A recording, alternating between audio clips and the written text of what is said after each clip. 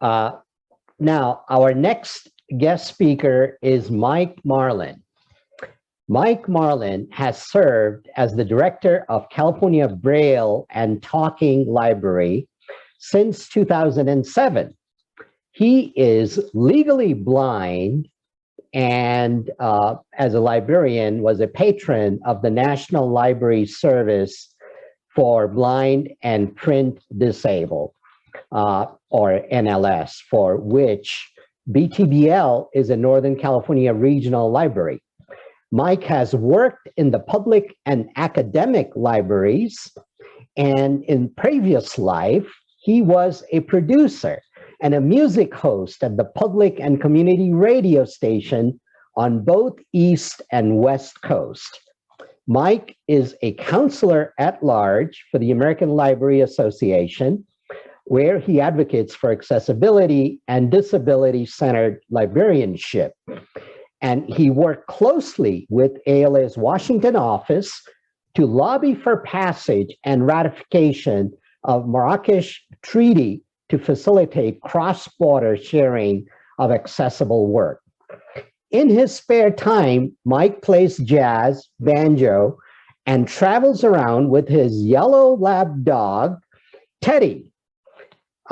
Without further ado, Mike, the floor is yours.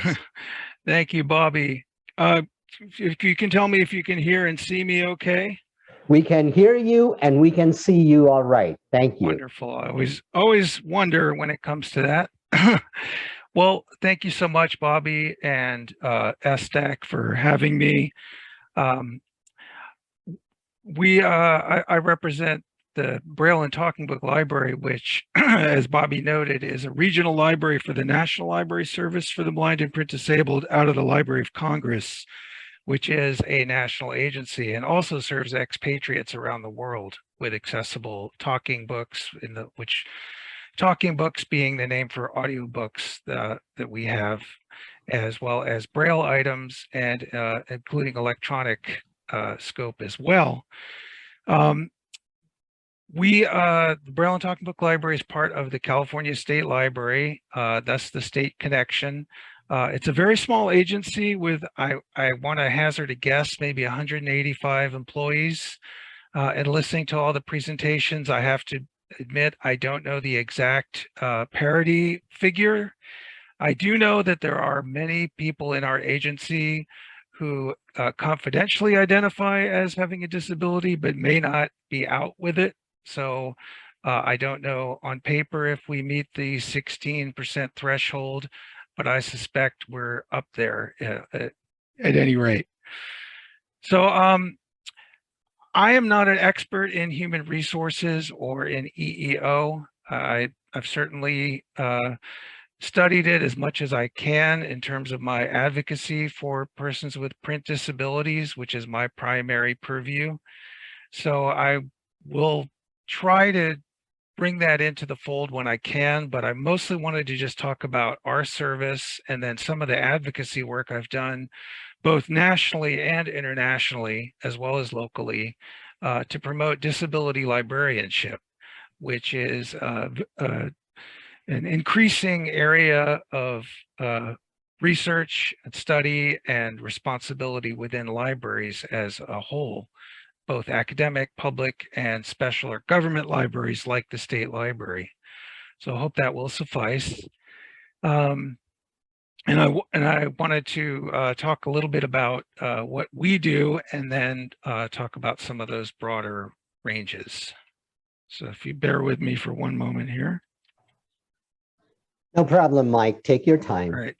So I am using assistive technology, which makes life and careers for persons with disabilities quite available and functional, as I'm sure you all know. I'm sure I'm preaching to the converted here.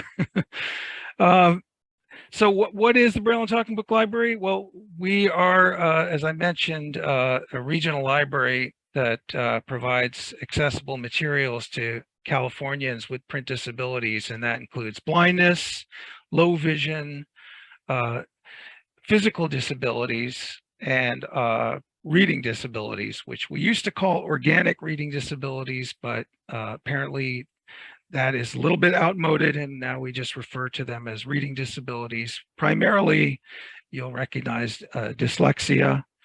And in recent years, Library of Congress has eased the requirements for getting registered to be certified as having a reading disability, and that's really opening things up and increasing our numbers. But a little bit about our numbers.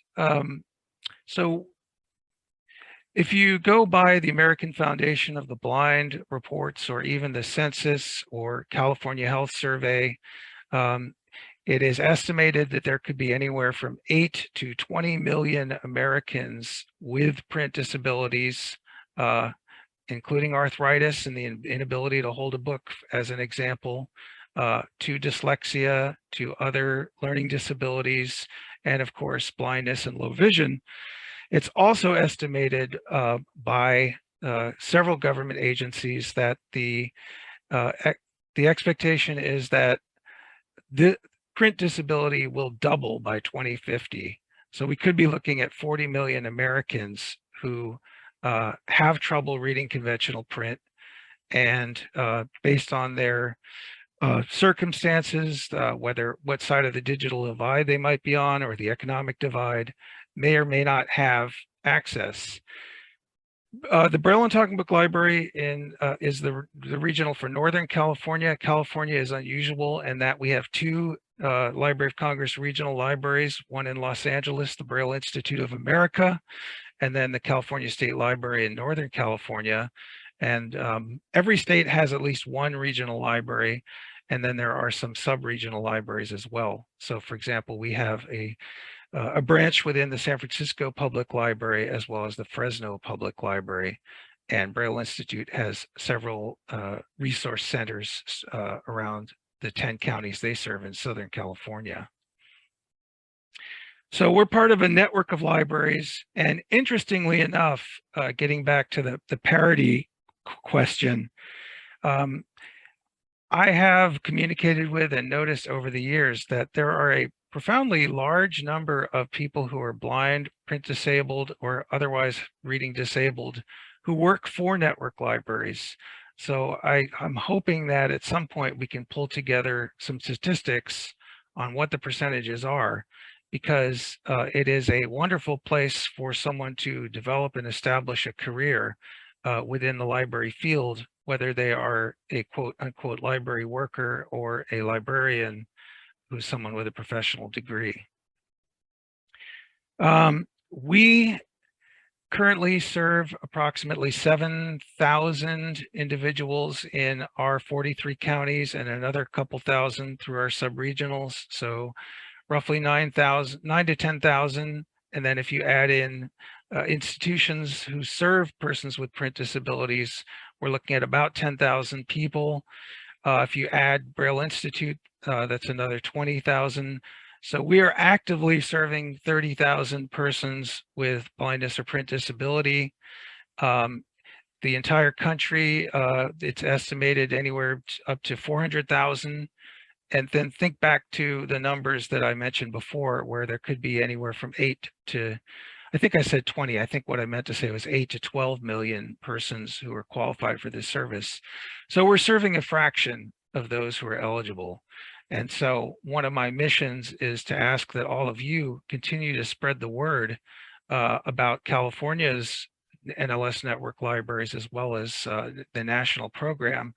It's free. We work with the U.S. Postal Service to ship free matter for the blind, so playback equipment, as well as books and magazines, both audio, Braille, and downloadable. And we expect that physical aspect or hard copy aspect of the service to continue ad infinitum, because there are people, though, despite all the improvements and innovations within the world of technology, who are always going to need a physical equipment aspect of the service to participate. So As a matter of fact, I don't know how well you'll be able to see this, but I'll just hold it up just for fun. So this, if Bobby, if you can tell me if you can see this. Yes, Mike, Yes. I can see the device that you're holding. So this is the latest, it's called a Braille E-Reader. It allows for 20 characters of Braille to be displayed at a time. It can be plugged into a computer with screen reader software. It can pair with a iOS Bluetooth device, and one can download any of the 50,000 plus titles within the NLS catalog. And this is a recent phenomenon within the past few years. So this is an example of the kind of technology that benefits folks. And there are a lot of people who are Braille readers, not as many as we'd like. Braille literacy is an issue, but having a Braille display or a refreshable one that's free and not a $5,000 Department of Rehabilitation item is really changing the way that people are reading. And so that's an exciting innovation. But as I mentioned, we will continue to send out the current configuration, which are flash memory cartridges that kind of look like cassette tapes. I don't have all the accoutrements to do a show and tell, but I'll just tell you about them real quick. Those are circulated. Things have changed in terms of the service model. We are now doing what we call books on demand or duplication on demand, which is a cloud-based system of essentially transferring digital talking book or Braille book files directly onto one of these cartridges, sending it free matter through the U.S. Postal Service to our patrons in California. And then when they're finished, they send them back, and it facilitates their ability to read. There's also a download service, as I mentioned, and that is called BARD, or the Braille and Audio Reading Download. I think I have an example here on my iPhone. Let's see. Oh, hold on a second. I've got, I think I have the speech up very high, so let me bring that down a little bit for people who aren't speed readers like me. And I'm just going to play you an example of a book that I have loaded here.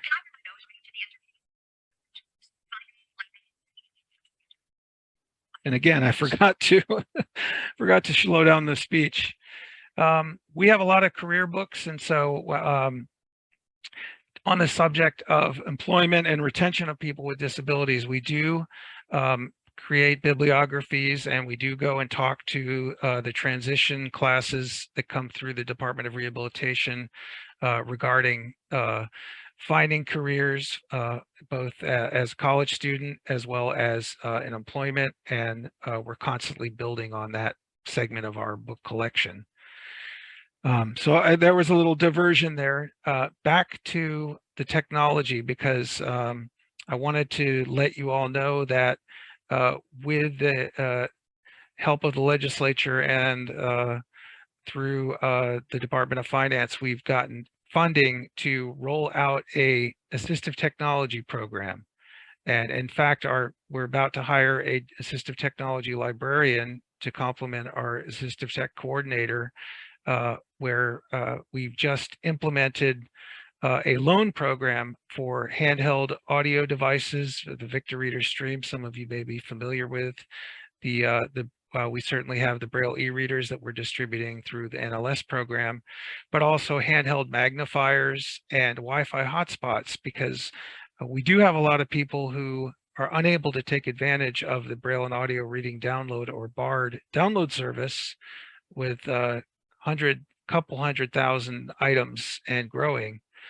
And we really feel that it's, we call it BARD First, or the State Library has an initiative called Digital First, where the State Library is in a parallel move, is trying to digitize any public domain resources for citizens of California, or residents of California rather. But we're also wanting to get all of our users involved, all 30,000 of them, online. And one way to do that is to provide connectivity, and also working with the initiatives through the state of California to get that last quarter mile of broadband to people's homes. So a lot is going on. One other thing, and regarding technology, is that there are innovations happening, as is the case in all facets of society, especially in California with all of our high-tech companies, where we're trying to work to innovate our products. And so, for example, our next talking book machine, instead of being a large 2-pound machine, originally it was a phonograph with changeable styluses back in the 1930s, mid-30s, cassettes in the 70s, digital flash memory cartridges now, and eventually it's all going to be wireless delivery. We'll still be able to have people connect a cartridge to a machine, but we'll be able to have readers advisors push content directly to patrons, or have them do this and through voice commands as well. And so we're also simultaneously developing smart speaker capability and streaming capability. So the National Library Service and BTBL is definitely pivoting to a higher tech mode. And at the same time, we recognize that there are many persons with disabilities who are not up to speed in terms of the tech curve, and will need instruction, and will need for us to provide resources to them that they cannot afford on their own. A couple more very quick things, and then I'll open it up for questions. Some of my work has also involved working on a national and local level with the California Library Association and the American Library Association. We've had initiatives within the adding ableism, the interpretation of ableism to the Code of Professional Ethics in librarianship. The last few years, there has been a huge focus on equity, diversity, and inclusion, EDI or DEI, which is fantastic, way overdue. I know that many of you are working on that initiative within your agencies as well, and it's sorely needed. And as it turns out, even though the notion of serving people with disabilities within EDI is there, it's something that needs to be spoken up and advocated for. And so we've been doing that within ALA, American Library Association, also within the International Federation of Library Institutions and Associations. One way is through a conference accessibility task force. It got up to steam in 2017 and 18 and 19. We have came up with some great recommendations for how to make conferences accessible for people with all types of disabilities: hearing disabilities, visual disabilities, intellectual disabilities. Concrete steps that conference organizers and venues could take. We also did that on the international level through IFLA. So those are some initiatives, and then some of that has come back around to the California Library Association. The very last thing I wanted to talk about is just my own experience being a person with a disability working within California. I think that there are some legacy systems that are still not accessible yet, and I don't think I'm surprising anyone by saying that, but I also have noticed that over the 15 years that I've been employed within California, that efforts are being made to streamline accommodation, to make systems more accessible, to provide reasonable accommodation when it's needed, to have more interns and volunteers, which we've done in the library, to help increase the number of folks with disabilities, to have our own local DAC, which I think helps in terms of the comfort level and the ability for people to self-identify with disabilities. And yet we have a ways to go, as we all know. So in summation,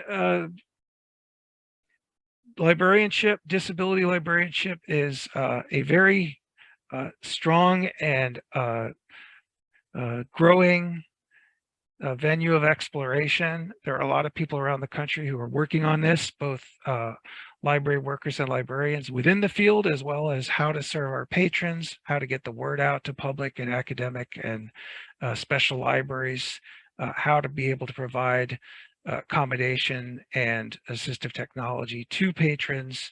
And that, to me, that's an exciting thing. And I'm really glad that the DAC, the SDAC, and all the local DACs are doing their own part towards promoting and moving forward disability. So thank you very much. And I'm happy to take any questions. Thank you, Michael. We really appreciate the presentation. You gave us a lot of information. One question that came up, we just want to clarify, you may have answered this, is that does the state library have its own DAC, or are you part of the one within the Department of Education? We do have our own DAC. It's been slightly dormant for the last few years since the pandemic hit. So we were going strong, and we expect to get back there. So I think we have a few members, and we need a few more. So it's a work in progress. Well, at least you're working towards a solution. So we're happy to hear that. And then there is a comment from Mindy: amazing and wonderful improvements in technological aids. I hope more businesses apply and receive grants to support reasonable accommodation requests to support hiring person with disabilities.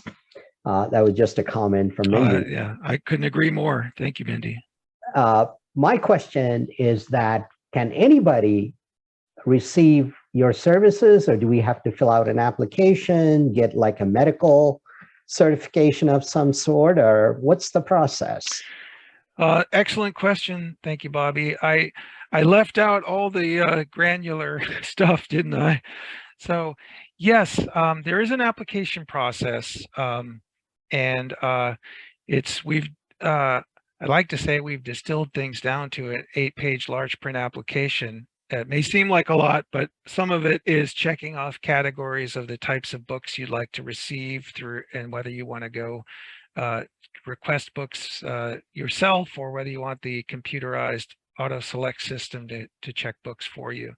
But yes, there is a process. It does require a certification of a print disability.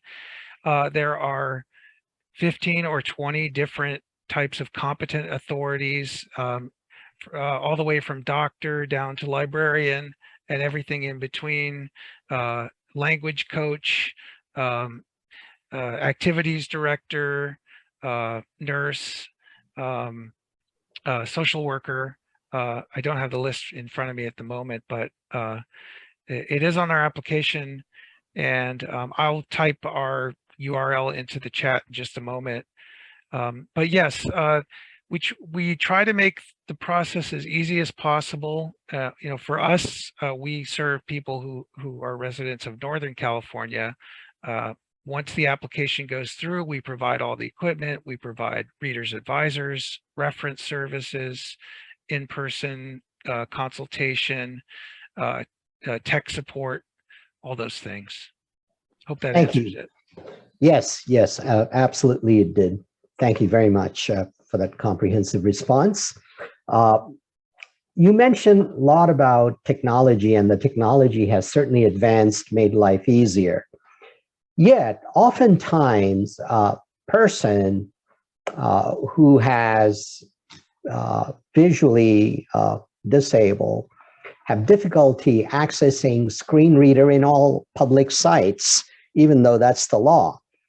And are there any technology, to your knowledge, that's going to make that easier? Or what's the implementation of accessibility on a broader scale so everyone can enjoy the same benefit?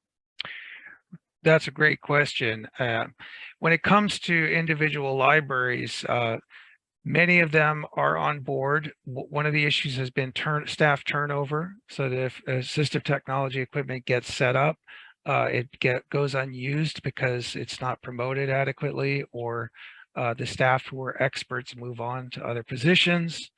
There have been initiatives. Seattle Public Library, for example, put I'm sorry, I think Zoom text on all 400 of their desk stations throughout the library, throughout the 28 branches. So there are some libraries that have been very proactive in that realm. But you're right. It's simply a matter of scope and scale. One of the things that there is a IMLS, the Institute for Museum and Library Services, is involved right now in a study to come up with a toolkit for public and academic, or primarily for public libraries, for how to serve people with disabilities, for how to be proactive, because as you mentioned, there's a lot of desktop or I should say software that can be pushed out to information systems now without having to install specific hardware. So we have a ways to go. I won't deny it. I think that education and getting the word out, awareness, those are our best tools at the moment. Great, thank you. Another question from Rihanna. Along those lines, are there efforts to work with programs like Adobe and Word to improve the intuitiveness of accessibility? There are a lot of, I know there are a lot of people working on that.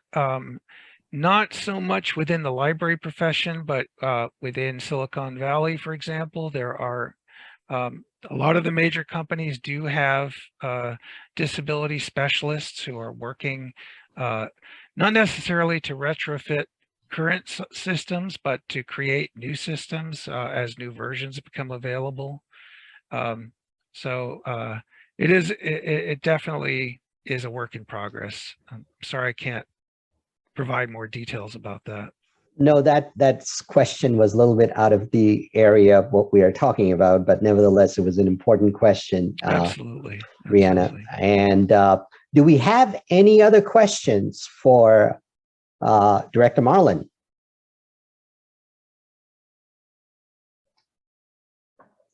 If not, then I thank you so much, Michael, for being here. I hope you're going to come back and educate us more on this subject. This requires a lot of awareness, and the information that you shared is definitely very valuable to us. So thank you. Thank you so much. I really appreciate it. All right. Have yourself a great day. You do the same. Thanks.